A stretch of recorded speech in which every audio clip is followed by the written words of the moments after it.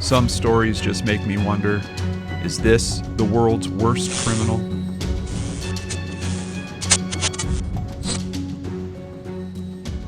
The title of this show actually has two meanings. In some cases, we look into crimes that are so horrendous they leave us stunned at the level of pure evil. But there's also the other meaning. Sometimes the people committing the crimes are terrible at being a criminal. This is one of those stories. It was January of 1995 in Pittsburgh, Pennsylvania, and 43-year-old Clifton Earl Johnson heard that lemon juice can be used as an invisible ink. When applied to paper, it dries invisibly, just like you might see in a spy movie. But Clifton took this revelation one step too far. He shared this information with his friend, 46-year-old MacArthur Wheeler. He told Wheeler the big plan. If they apply lemon juice to their faces, security cameras wouldn't be able to see them, and there would be no video proof of whatever they were doing. At first, Wheeler didn't believe what he was hearing, so he smeared lemon juice on his face and grabbed a Polaroid camera. Turning it around, or at least we assume he turned it around, he snapped a photo. When the picture spat out, Wheeler didn't see himself in it at all. To his amazement, the theory was now confirmed. Wheeler agreed to the plan. The logic was flawless, at least in their minds. Naturally, the next step was to put their brilliance to the test in the most obvious way. It was time to rob a bank. On the afternoon of January 6, 1995, with lemon juice smeared all over their faces, Wheeler and Johnson walked into the Mellon Bank branch in Swissvale, Pennsylvania at 2:47 p.m. They wore no disguises, and outside of the lemon juice made no attempt to hide their features. They even smiled at the customers and the security cameras. Wheeler approached a teller while Johnson stood in line acting as the lookout. Calmly, Wheeler pulled out a semi-automatic handgun and demanded $5,000. That was it. No elaborate plan, no alarms tripped. The two men simply walked out of the bank, their lemon-glazed faces in full view of everyone, including the cameras they thought couldn't see them. The first robbery had gone so smoothly that the pair decided to strike again on the very same day. This time, they held up a Fidelity Savings Bank branch just 10 minutes away. The exact amount they stole isn't clear, but what is clear is that they were, once again, successful.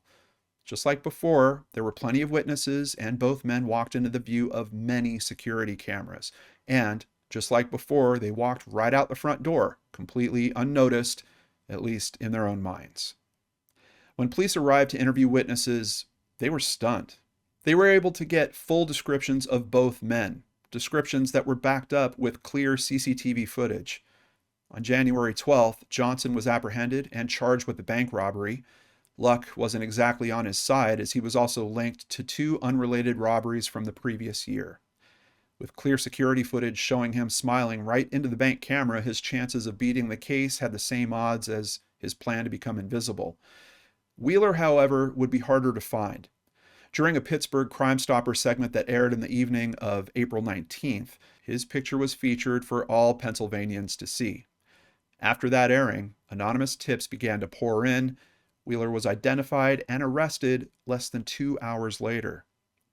He tried to plead his innocence until investigators slid photographs across the table. Staring at the evidence in disbelief, all Wheeler could manage to say was, "But I wore the juice. I wore the juice."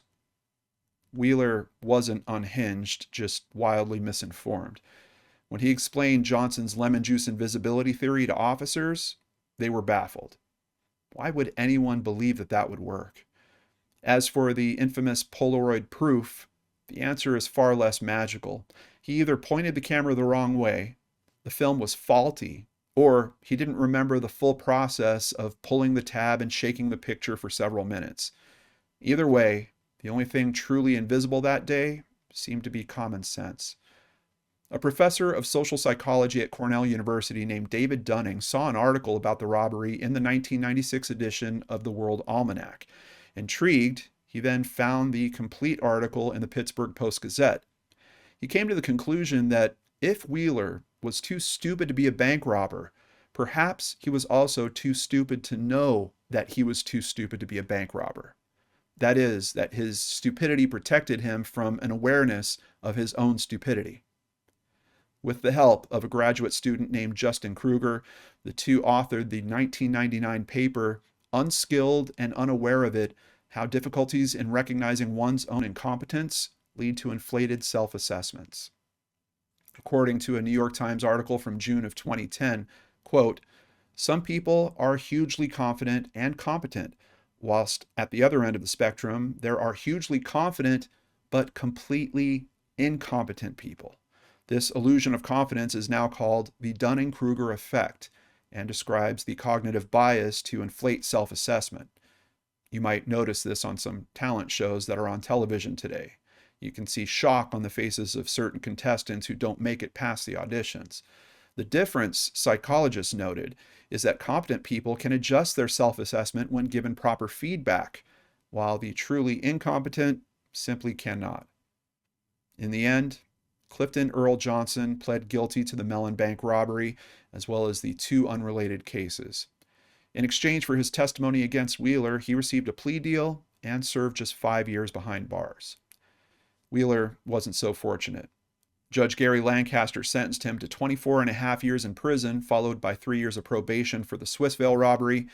Oddly, charges for the Brighton Heights job were dropped for reasons that remain unclear. And so, the tale of the Lemon Juice Bandits came to an end, not with a brilliant escape, but with a courtroom full of laughter, confusion, and the unforgettable words of a man who believed he cracked the criminal code. He wore the juice, but justice still saw him.